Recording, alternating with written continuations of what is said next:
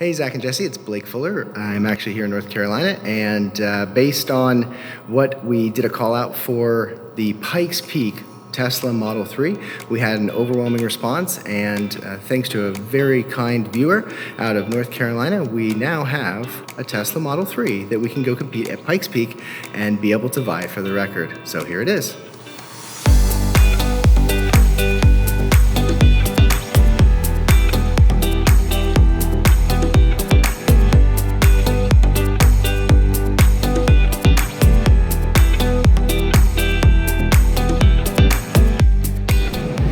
All right, so we're making our way down from North Carolina to Florida, and I'm driving the Model 3 Performance.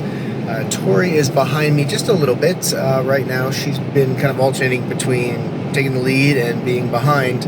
But the interesting thing right now is that I figured I'd do an update because we're at about 50% state of charge, each of us. We had both left with 100%, and we've been basically between 70 and 77 miles an hour most of the way. And what is very interesting is, so on the app, I can go and look at what the Model S has, and it has 51% state of charge left. The Model 3, at the same time, was at 49%. So I'm actually quite surprised because as of right now, the Model S is getting a little bit further range than the Model 3 Performance. We'll see how this goes. There are some reasons that could be as to why that's happening. Could be the fact that this does have brand new tires on it, but they are a 235 20-inch. The Model S has a 245 19-inch, but it is less tread wear and a little bit more aged tires. So obviously there's a lot of factors to all of this, but two cars on the same route, covering about the same distance over time, and both vehicles utilizing the autopilot as much as possible to really get a consistent data set. So we'll see how this goes. Good stuff to learn.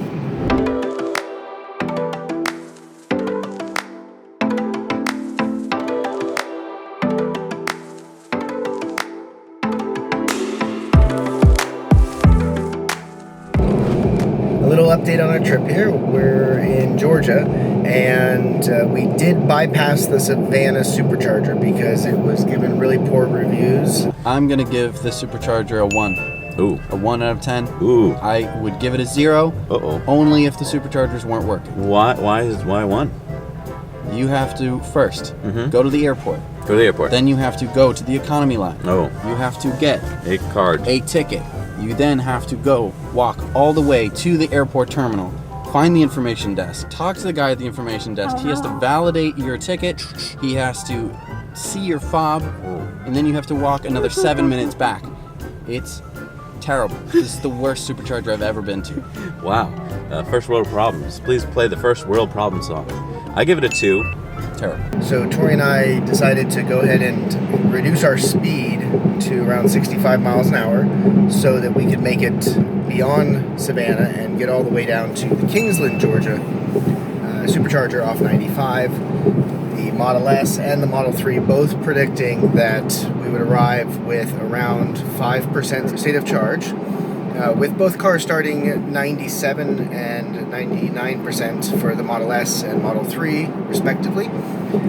However, as some of you who are Starbucks lovers, and I think that accounts for about 80% of Tesla owners, I think the big question is, if you're hankering for a coffee, so to speak, as they might say in the South, is if you owned a Model 3, would the faster charging speed, most other things being equal, allow you time using a Tesla app to pull off the highway, grab your coffee, maybe have a quick restroom break, and then rejoin, go to the same Supercharger as you would have if you had not stopped and had a Model S, and once charging is complete for both vehicles, basically be at the exact same point of time and travel, but with the extra convenience or luxury of stopping for coffee.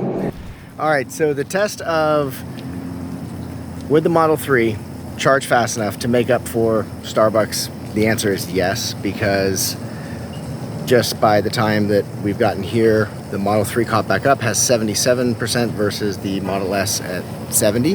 However, we have another problem now. So It seems that the rear tires on the Model S are, there may be a little bit too much toe in that from our settings from the track, and it has quickly worn away the factory 9-inch tires. They're perfect, but they're perfectly bald, meaning there's probably about 1 to 30 seconds of rubber left. So we're making a quick decision to run to Walmart and get a jack. You can hear Tori saying, let's get going. And we're gonna go ahead and do a quick rotation front to rear on the Model S. Check out these tires. Normally I say pray for rain. No rain. No rain.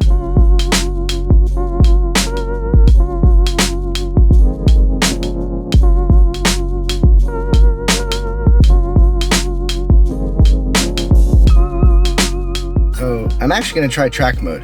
So we'll read what this all says later. We're going to hit track mode, turning it on.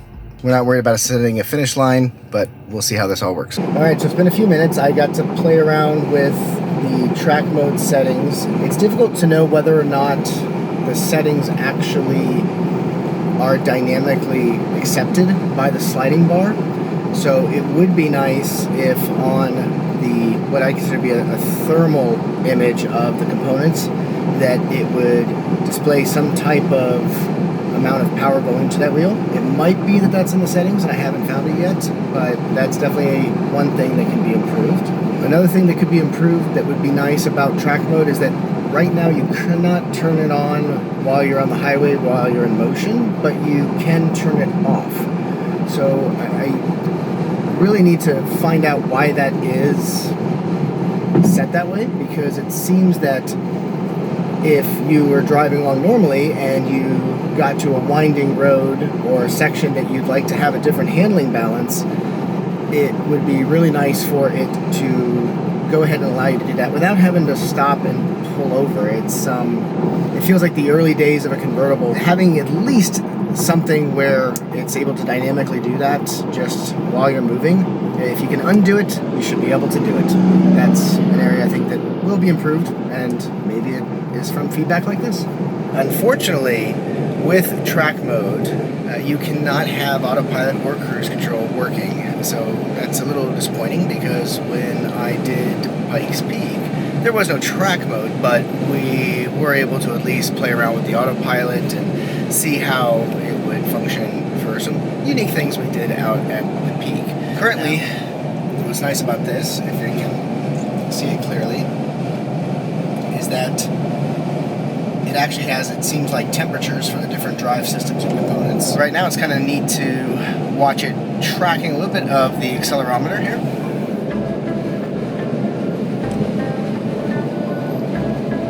Once again, track mode version 2, checking it out for the first time on the highway of all places.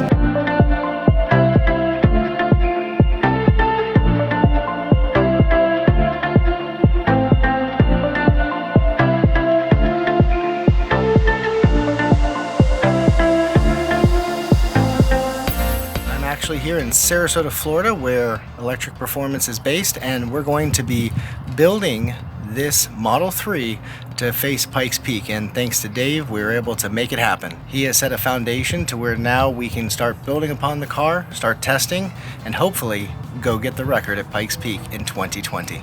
So we've got our Model 3 behind us. It's ready to start getting modified. We're going to get into it, start ripping some things apart. I'm really sorry if it upset some of you who are very cautious about your cars, but we're going to definitely take this interior apart, figure out not only how much some of those components weigh, but also see how they are all assembled, and learn a little bit about Tesla's manufacturing techniques at the same time. Look forward to sharing this entire project with you. By the way, make sure you go to my Patreon page so you can learn ways that you can support this project, as well as help Electric Performance take it to the next level at Pikes Peak this year. Hopefully you can get on board, as well as hopefully one day go for a ride in the car. Talk to you soon. Take care. Thanks for watching Electric Performance. Please subscribe, share, and hit the like button.